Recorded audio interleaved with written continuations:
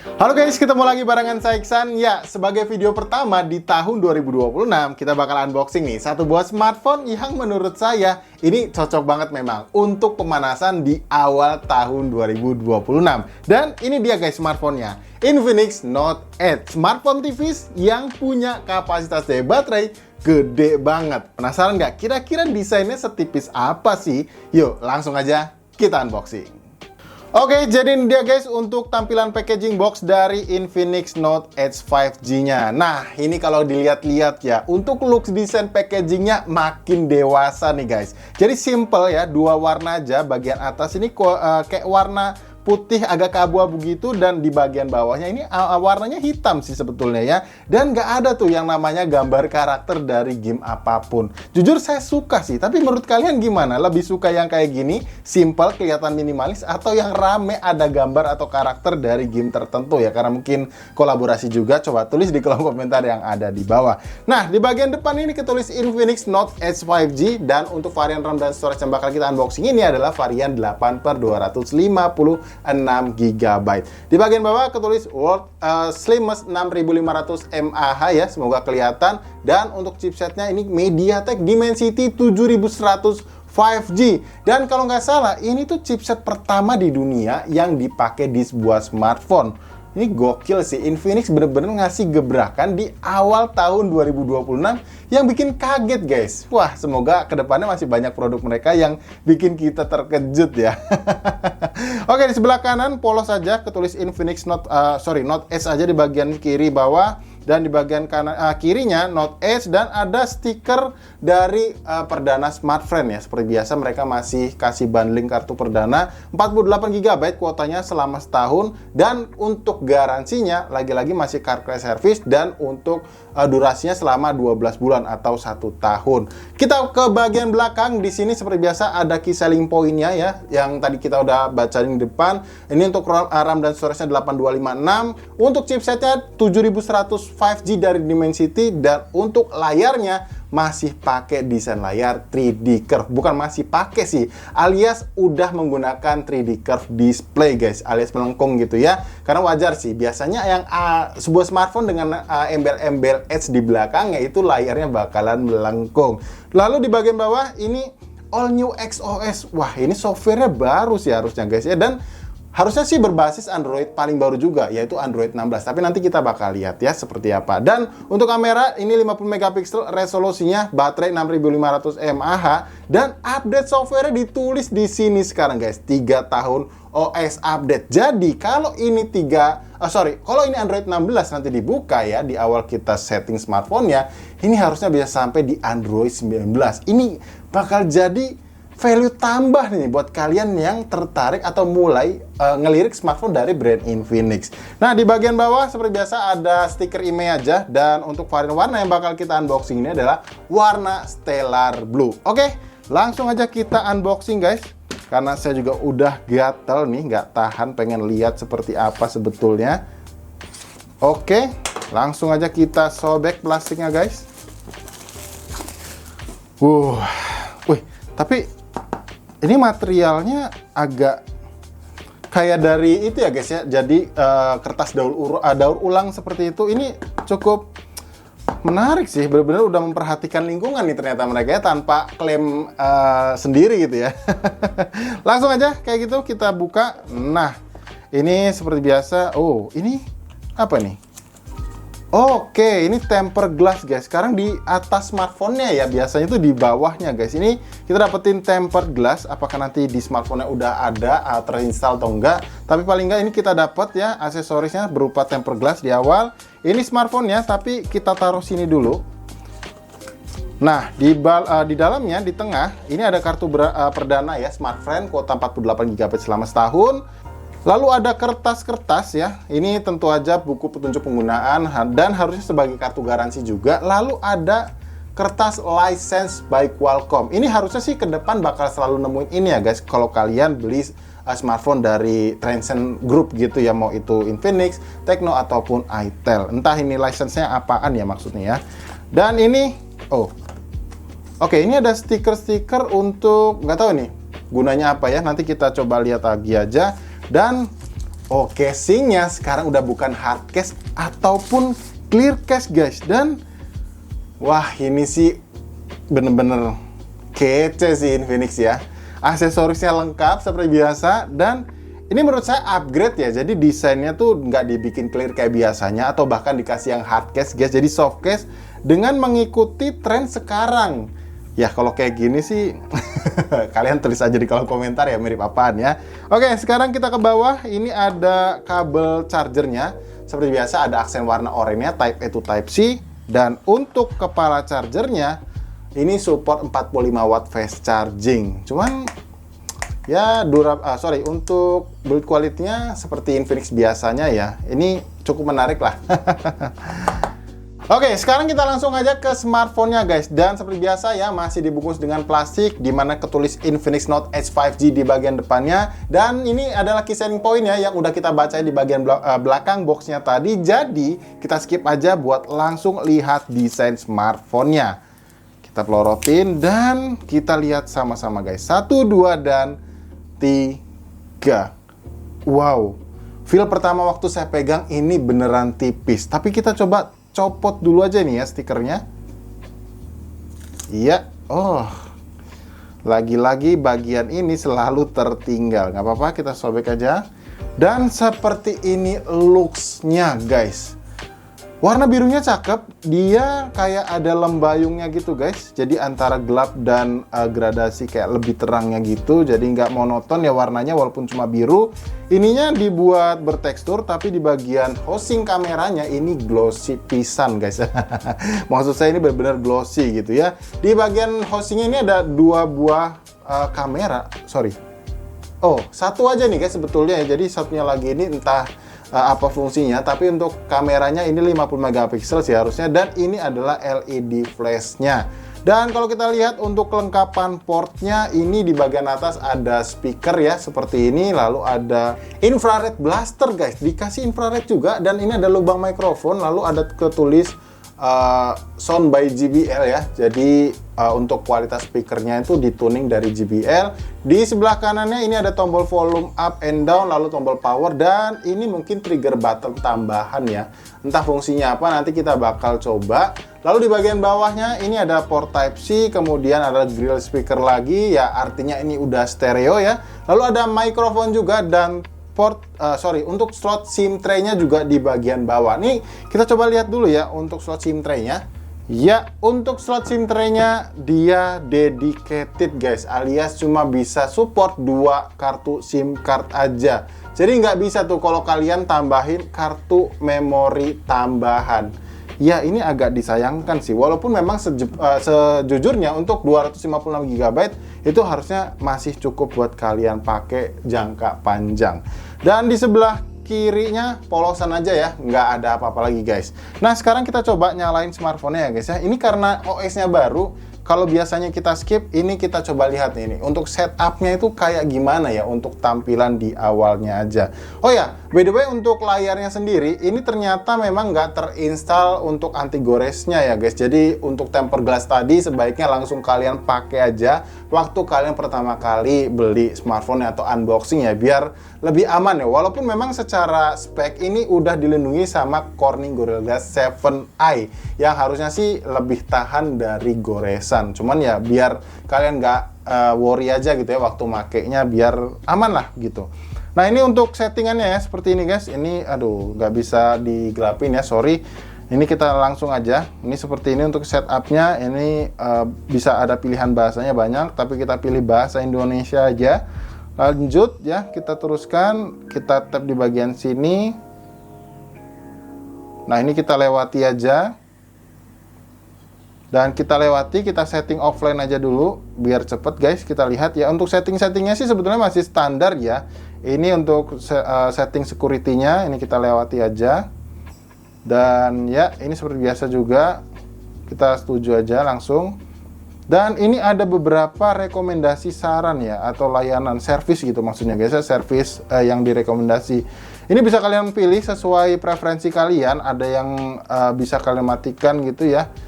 Ini banyak banget, tapi secara default dia nyala semua alias aktif. Jadi coba kita next aja.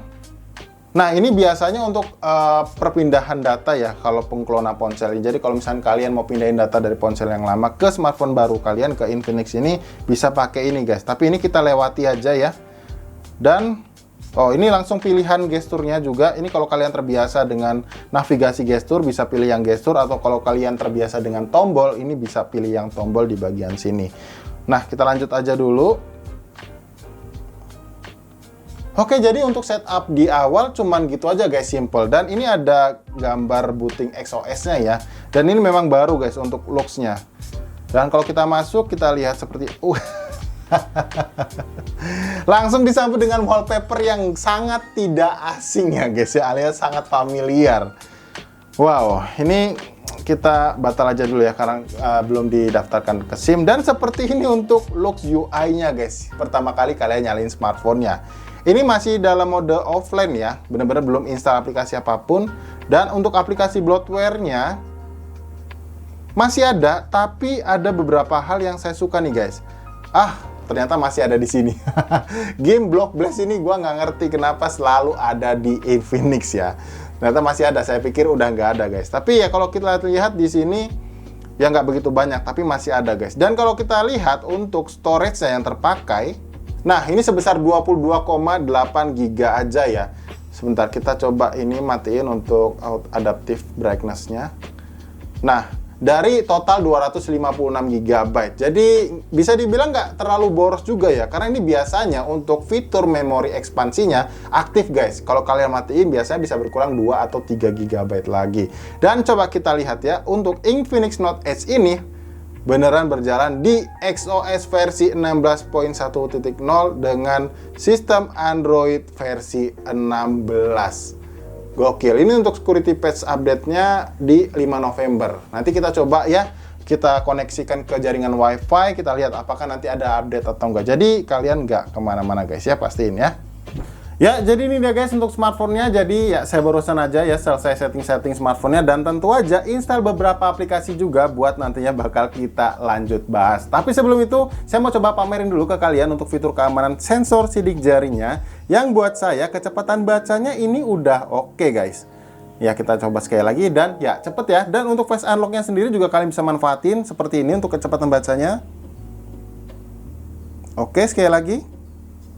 Nah, udah lumayan cepat juga. Jadi kalau kalian tangannya basah, ini bisa kalian pakai fitur keamanan face unlock-nya. Nah, by the way, untuk meng-highlight lagi, saya mau coba bacain ya, dan kalian bisa lihat di sebelah kiri layar kalian saat ini untuk spesifikasi dari Infinix Note Edge 5G ini. Kita mulai dari bagian layarnya dulu nih guys. Untuk layar sendiri, kebetulan ini udah menggunakan panel layar AMOLED yang ukuran 6,78 inci, resolusinya ini 1,5K, dan untuk refresh rate-nya sendiri ini bisa up to 120 Hz. Dan settingannya ini bisa adaptif ya guys. Jadi kalian bisa sesuaiin aja sesuai preferensi kalian. Mau kalian pakai yang adaptif biar lebih hemat baterai, atau kalian bisa naikin ke performa tingginya, yaitu di lock di 120 fps-nya. Untuk tingkat kecerahan layarnya sendiri atau peak brightness-nya, ini klaimnya bisa sampai di 4500 nits ya. Yang at least harusnya sih dengan angka tersebut, kalau nggak overclaim ya, ini bakalan aman banget atau nyaman buat kalian pakai di luar ruangan.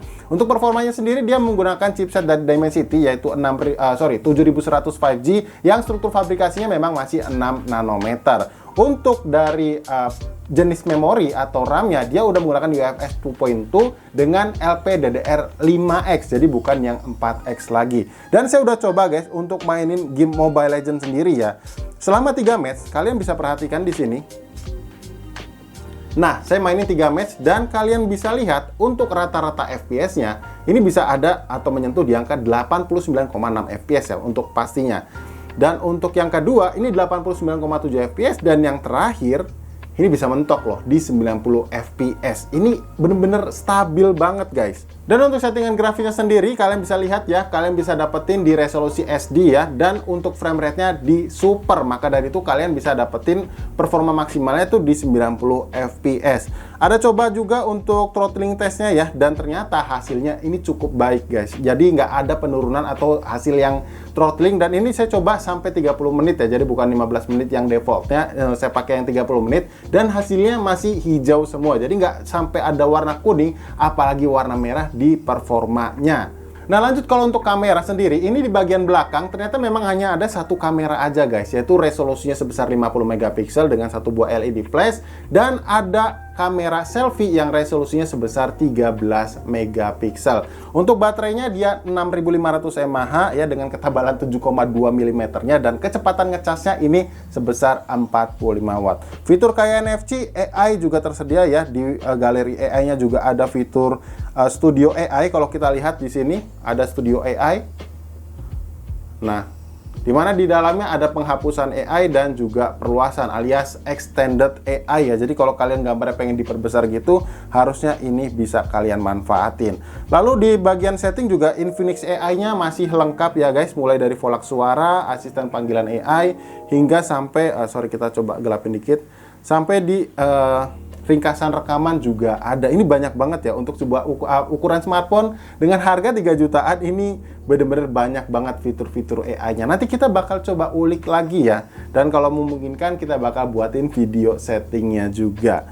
Nah, bagian yang menarik dari smartphone ini juga ada di bagian ini guys, koneksi multi perangkatnya ya.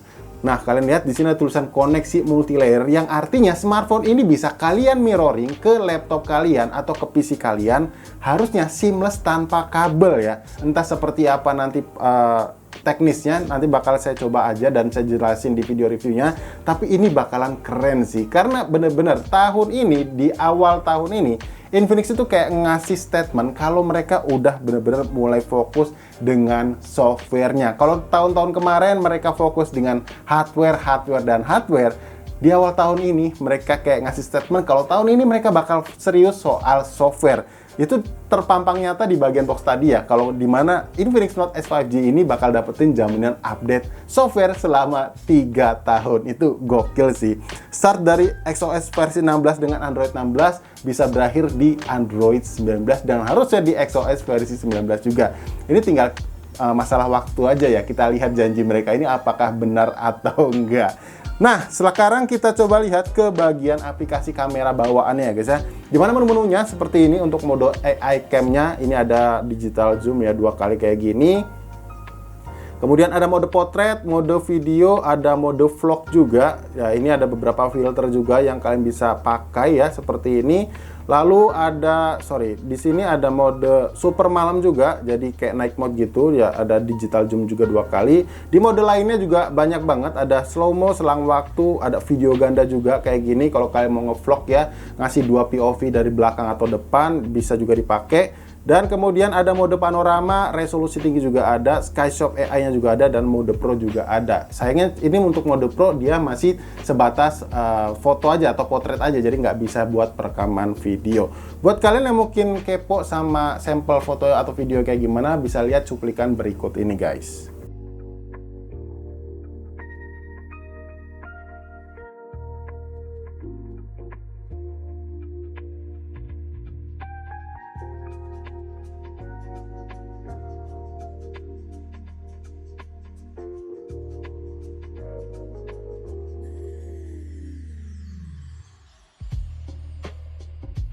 Ya, jadi ini adalah kualitas perekaman video dari Infinix Note Edge 5G guys, yang saya rekam di resolusi tertingginya ya, yaitu 2K 30 fps. Ini ada fitur stabilisasi gambar tambahan atau EIS ya, digital. Cuman dia bisa aktif hanya di 1080p 30 fps saja. Dan karena ini 2K, jadinya nggak ada atau nggak bisa aktif untuk fitur EIS-nya. Impresi awal saya soal kualitasnya ini oke sih, dynamic range-nya luas ya, cukup luas. Walaupun memang kalau direct seperti ini bagian shadow-nya underexpose ya, jadi nggak balance. Tapi untuk saturasi warnanya ini masih cukup natural sih kalau yang saya lihat di previewnya, jadi nggak kelihatan terlalu di boost kayak gitu. Tersedia digital zoom ya, 2 kali dedicated kayak gini. Dan kalau saya lihat ini transisinya juga cukup smooth. Dan yang ini adalah kualitas perekaman video yang saya rekam di resolusi 1080p 30 fps dengan fitur stabilisasi gambar tambahannya aktif atau EIS-nya ya. Ini jelas kerasa perbedaannya dengan yang tadi. Ini kelihatan lebih stabil. Dan mungkin kompensasinya seperti biasa kalau digital stabilisasi digital gitu ya guys. Ini gambarnya akan cropping seperti itu. Tapi ya kalau kalian butuh gambar yang stabil, tentu ini akan kepake banget ya. Dan sama kayak yang tadi, ini bisa digital zoom 2 kali kayak gini, dedicated, dan 1 kalinya seperti ini. Buat kalian yang mau bikin video sinematik juga tersedia ya, yang 1080 60 fps nya. Cuman lagi-lagi nggak bisa pakai stabilisasi gambar digitalnya aktif. Oke, sekarang saya pindah ke lensa kamera depan guys, dan ini saya rekam di resolusi 1080p 60 fps ya. Jadi buat gambaran aja ke kalian seperti apa untuk kemulusan dari frame rate-nya. Karena tadi udah coba yang 30 fps.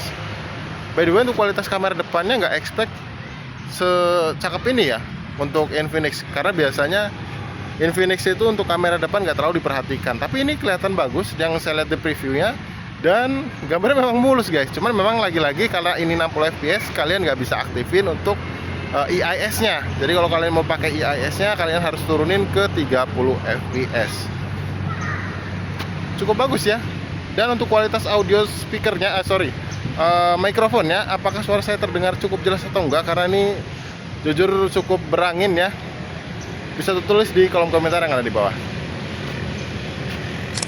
Nah guys, jadi sebelum saya tutup videonya ya, saya mau coba kasih tahu atau infoin dulu ke kalian. Ternyata ini bagian halo di sini tuh ada kayak trigger button power. Ini kalau kita pencet, dia hidup ya. Ternyata untuk mengaktifkan LED notifikasi yang ada di bagian belakang sini. Yang uniknya, ini benar-benar bisa kalian set ya untuk warna-warnanya. Kita coba buka aja.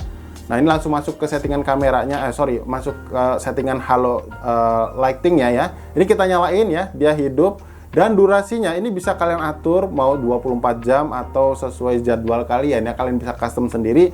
Dan untuk warna cahayanya juga kalian bisa atur juga guys. Ada 4 pilihan warna, ada hijau, biru, dan juga merah. Untuk modenya juga bisa kalian atur. Mau kalian pakai untuk mengisi daya atau untuk mengingat baterai daya rendah juga bisa. Atau mungkin kalian bisa pakai buat musik juga harusnya bisa ya. Ini karena tinggal kalian hidupin aja di bagian sini. Sejujurnya secara detail saya belum cobain banyak, tapi ya ini secara basicnya aja ya. Ini ada beberapa yang bisa kalian gunain untuk mode-mode LED notifikasinya.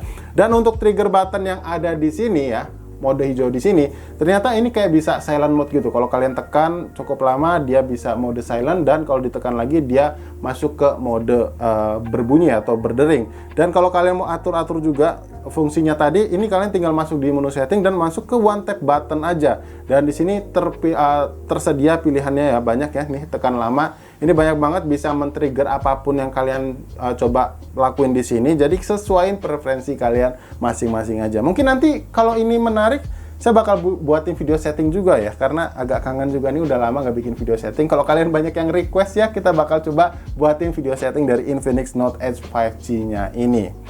Oke guys, overall menurut saya ya, impresi awal saya nih soal Infinix Note Edge 5G ini, ya ini kalau ngomongin soal desain, kayaknya awal tahun bener-bener kayak surprise banget ya dari Infinix ya. Ini tipis, baterainya tapi bisa gede, 6500 mAh, looks-nya juga ya nggak kelihatan kayak smartphone murah. Dan ya walaupun memang masih ada embel-embel iPhone-nya, ya ini masih jadi daya jual nggak sih buat tahun ini? Oh ya, satu lagi guys, saya hampir ketinggalan nih buat ngasih tahu ke kalian. Kalau ternyata memang secara software ya, saya udah bilang tadi kalau tahun ini bakal jadi statement Infinix soal software. Ini kalau kalian perhatikan, mereka punya fitur depth yang biasanya itu hanya ada di layar kunci ya. Mereka bisa menciptakan atau membuat di bagian wallpapernya, kalau bisa lihat ya. Nah, seperti ini. Ini bakalan gokil banget sih. Tapi nanti kita bakal cobalah bahas di video setting aja ya. Buat kalian yang itu pasti, buat kalian yang penasaran, pasti kalian subscribe dulu biar nanti nggak ketinggalan video setting atau video review dari Infinix Note Edge 5G-nya ini. So, kalau gitu guys, segini aja untuk video unboxingnya. Nanti kalau kalian berminat ya, tanggal 19 Januari 2026, bisa kalian beli yang linknya ada di sini atau lewat untuk produknya ada di etalase kiri sebelah kalian, layar kalian saat ini, atau linknya lewat yang ada di kolom deskripsi video ini. So kalau gitu sampai di sini saya pamit guys, dan tentunya sampai kita ketemu lagi di video unboxing yang berikutnya. Bye.